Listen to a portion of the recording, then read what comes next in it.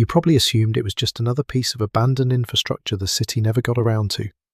It isn't. Hart Island is an active potter's field. New York City's unclaimed dead have been buried here since 1869, stacked in plain pine boxes inside mass trenches, reportedly over 1 million burials in total. There are no headstones, just numbered markers. Burials still happen. Until 2021, even family members of the buried had to obtain a Department of Corrections permit and approach by supervised ferry, because for most of its history, the island was staffed by incarcerated workers from Rikers. The disturbing part isn't the scale, it's that it's current. Hart Island isn't a historical anomaly, it's the city's ongoing solution for the people no one came to claim. North Brother Island is disturbing because of who was kept there, and who died trying to reach it. North Brother sits in the East River, completely swallowed by vegetation now, the old brick hospital buildings barely visible through the trees. It looks like an abandoned film set. It is not. Riverside Hospital operated here for decades as a quarantine facility. Tuberculosis, smallpox, the kinds of diseases that meant isolation by law. In 1904, the General Slocum steamboat caught fire just offshore, killing over 1,000 people, many of them while trying to swim toward this island. Decades later, Typhoid Mary, Mary Mallon, was held here against her will for over 20 years, confined not for a crime, but for a biological condition she couldn't control. The dock is rotting now. Birds nest undisturbed inside the collapsed ward buildings. The morgue is still standing. 3 separate human catastrophes converged on one small island, and the trees grew back, and the buildings didn't fall, and it just got quieter. Pea Patch Island sits in the Delaware River and holds Fort Delaware, a massive granite fortress that in photographs looks almost majestic. Solid, historic, the kind of structure that suggests power and permanence. It is a living history site. You can tour it. Reenactors in period clothing walk the same interior courtyard where, during the Civil War, Confederate prisoners of war were held under conditions reportedly so severe that hundreds died. Some estimates reach into the low thousands from disease and exposure. The fort sits barely above the river's waterline, damp by design, and in summer, the heat trapped inside the stone walls, combined with the marsh air reportedly made the enclosed yards nearly unbreathable. Across the river, a burial island holds what remains of the men who didn't survive the confinement. The horror here isn't hidden. It's labelled, preserved, ticketed. You can walk the same ground. The marsh smell is the same. Palmyra Atoll is disturbing because the history there is small, and that somehow makes it worse. Palmyra is an uninhabited atoll in the Pacific, US territory, turquoise water and pristine coral, and not a single permanent resident. In photographs, it looks like the kind of place people spend their whole lives trying to reach.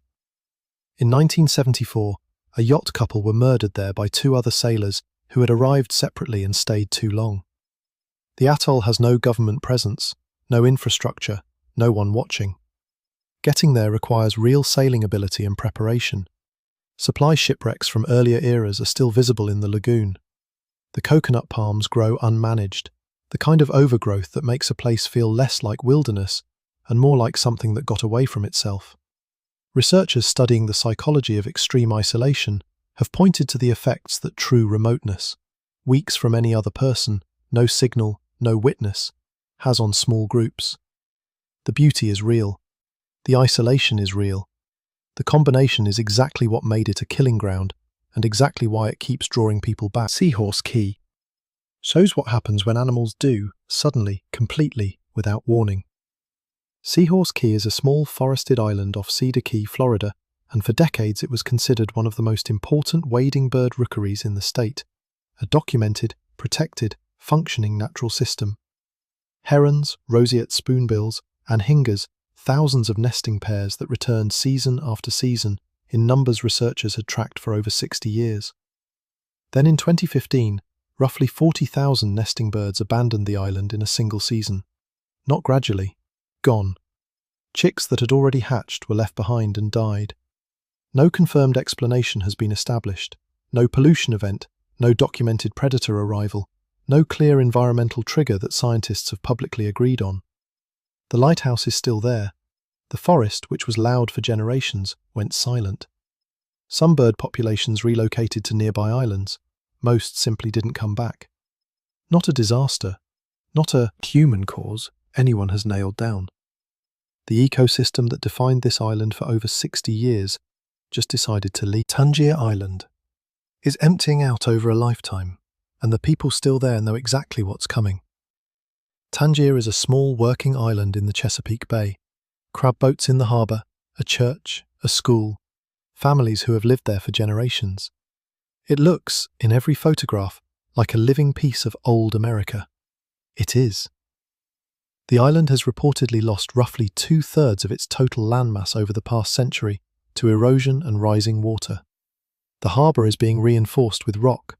The airstrip and the cemetery sit dangerously close to the waterline. Projections from various researchers suggest the island could become uninhabitable within decades.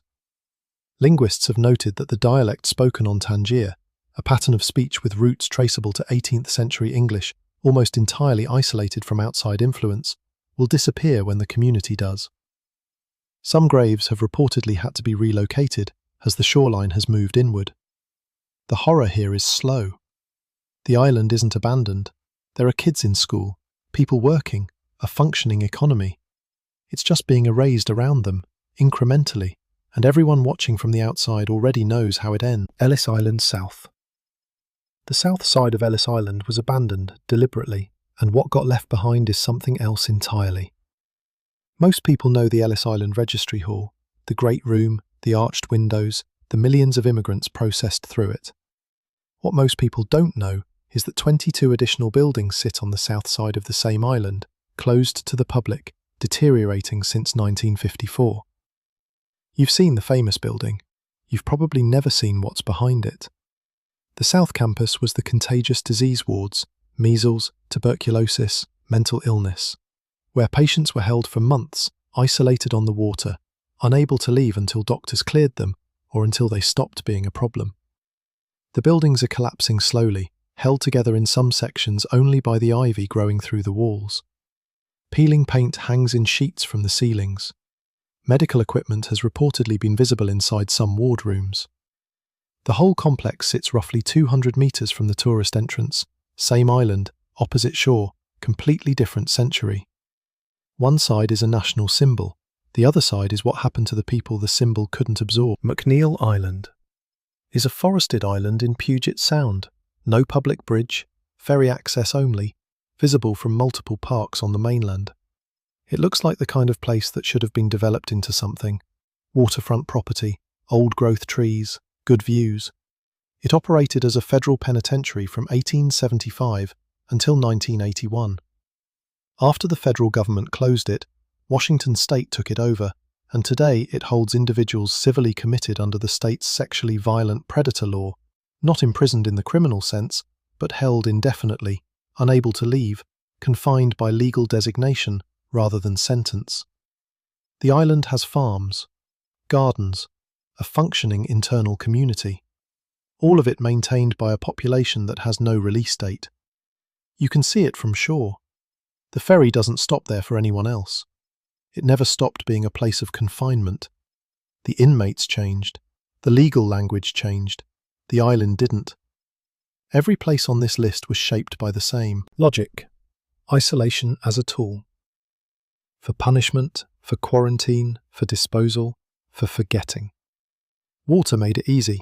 Geography did the work that walls usually do. And the unsettling thing, the detail that stays with you, is that most of them are still visible from somewhere. Hart Island from the Bronx waterfront, McNeil from a public park, Tangier from the water taxi.